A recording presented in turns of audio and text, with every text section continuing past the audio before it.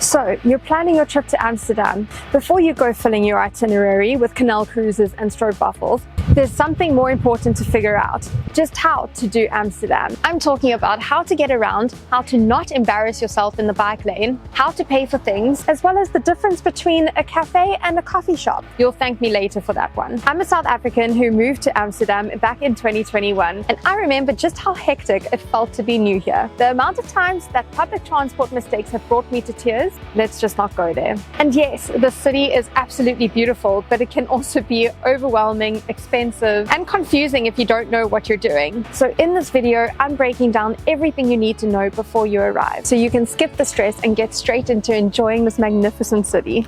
And hey, if you're someone who likes their travel content based on actual experience, then be sure to subscribe to my channel. Stick around until the end and you'll be fooling people into thinking you're local. Let's get into it. In my opinion, the best time to visit Amsterdam is when the tulips are blooming between April and May, or when everyone is living their best lives on the canals and in the parks in the summer. The city still bustles in the colder months with events like ADE in October and the Light Festival from December to January, but the days are much shorter and can be quite rainy and windy, which makes being outside for long periods of time less pleasant.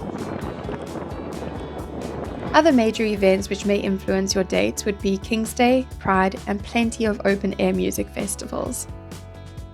If you're coming to visit Amsterdam in particular, then you'll be flying into Schiphol Airport.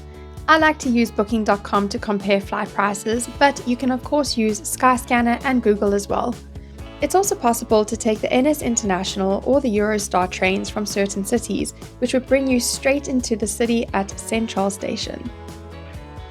When thinking about where to stay in Amsterdam, just consider that it really is a relatively small city and it is super easy to get around. For first timers, I think that staying within the canal ring is going to be the most enjoyable, but I would definitely recommend trying to steer clear of places like Damrak if you want to avoid stepping out into a stream of tourists every time you go to leave your accommodation. If the hustle and bustle is not something that bothers you, then go for it. Places here do tend to book out pretty fast, so make sure to make this a top priority when planning your trip here. You should anticipate to spend approximately 130 euros per person per night. I know, it is pretty expensive. We're obviously going to talk about transport a little more, but just to let you know, Amsterdam has a great metro line that runs all the way from the north to the south of the city. It includes plenty of key stops you'll want to make on your trip here. It's helpful to know about this line because for slightly more budget-friendly options, you could consider staying in the neighborhoods that are at the end of the M52 line. This means that you'll have easy access to the city while saving some money by avoiding the central accommodation options.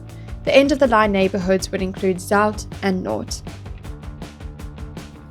If you're arriving with a lot of luggage, then it is easiest to use Uber or Bolt.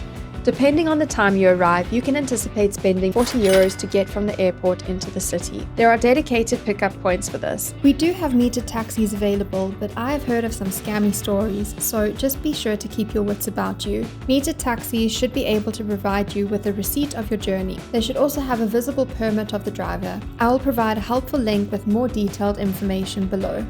If you're arriving with a baby, then I would recommend researching a company ahead of time, as not every taxi is going to be equipped with a car seat. Getting from the airport to the city by train is really pretty simple and it's really cheap. You're able to use contactless payments like Apple Pay, Google Pay, or your credit card on pretty much all of the transport systems here, be it trams, buses, or trains.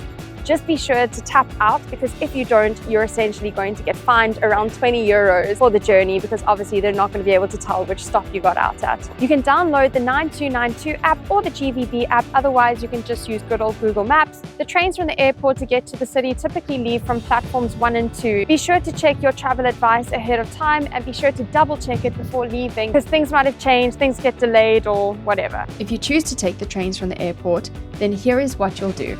You'll follow the signs in the airport to the trains. You'll then either visit the ticket booth to buy a physical ticket, or if you're planning on using contactless, you'll head straight on to the next step. You need to find these contactless stands before heading down to the platforms. There are no gates to these trains to remind you to do this, so please make sure you tap in, otherwise you risk getting a fine. If you are going to be traveling with a family, then getting multiple people to tap in and out with different cards might get a little bit tricky. So in that case, perhaps you will want to buy a ticket instead. For all of the information you could possibly need regarding choosing a suitable ticket, be sure to visit the GVB website. I will share a link below. Sometimes there will be ticket inspectors on board. They'll come up to you to check that you do have a ticket. Don't stress if you don't have a physical ticket. You can simply show them your card or your cell phone and they will use a little machine to tap onto it to make sure that you did indeed check in. Everyone here will tell you a bicycle is the best way to get around the city. I understand it may be intimidating at first, so perhaps start on a quieter road or head to a park just to build up confidence. The thing with being on a bicycle is that if you ever feel overwhelmed, you can just hop off and head onto the sidewalk and walk until you feel comfortable to try again. Plenty of hotels will offer bicycle rental, but you can also find bike rental places all around the city just by easily searching on Google Maps. It's Zwarte Fietsenplan Black Bikes is one of the most prominent ones that you'll see. You'll expect to spend approximately 18 euros per day on a bicycle. Make sure to ask for a bicycle that comes with handbrakes and not back pedal brakes, because that'll be a complete new learning curve. And just try your hardest to be as respectful as possible of the bicycle lane. Things move fast here and you wouldn't step out into a street with oncoming traffic of cars and motorcycles. This is people's mode of transport. They've got places to go, so keep that in mind. Also note that these signs with the red circle means that you cannot walk here. I know it's confusing sometimes because typically a no sign will have a red line through it, but here this is how they look. If you have kiddies with you, then hiring a bicycle with a baby seat on the front or the back is possible, but you would have to book this slightly more in advance to ensure that they have a seat available for you. Of course, again, there are trams and the metro which make getting around super simple. Just remember to always tap in and out. Amsterdam is also really walkable, so Be sure to bring along a comfy pair of walking shoes if you prefer to take on the city by foot. Type C and F are what is used here, so be sure to get an adapter if required. The standard voltage is 230. Amsterdam is really card friendly and they actually tend to push the use of cards over cash a lot, but some stores will only accept Dutch debit cards. I personally love having Revolut on my phone for these moments. We downloaded it specifically to avoid high currency fees for our trip to Prague and we've just continued to use it a lot. Amex cards can be particularly sticky here, even in some grocery stores, so just be sure to keep that in mind. Contactless payments on phones are also used a lot and are very accepted here. If you are planning on staying in self-catering accommodation and would like to eat at home a bit, then grocery stores for you to look out for would include the likes of Albert Heijn, Jumbo, Dirk, Aldi, Boma, and Lidl. Booking restaurants in advance has really become quite the thing to do in Amsterdam if you don't like queuing. If you have specific restaurants that you are wanting to visit while you're in the city, then be sure to book them in advance because places do obviously fill up. Just like any European city, we do tend to have some tourist traps here. Now, what I consider to be a tourist trap is something that I'm spending way too much money on for the value that I'm getting out of it, or just something that is not actually completely authentic to the country that I'm visiting. Now, I'm obviously not going to name and shame specific restaurants, but I am going to give you tips that pretty much seem to help wherever you are in the world.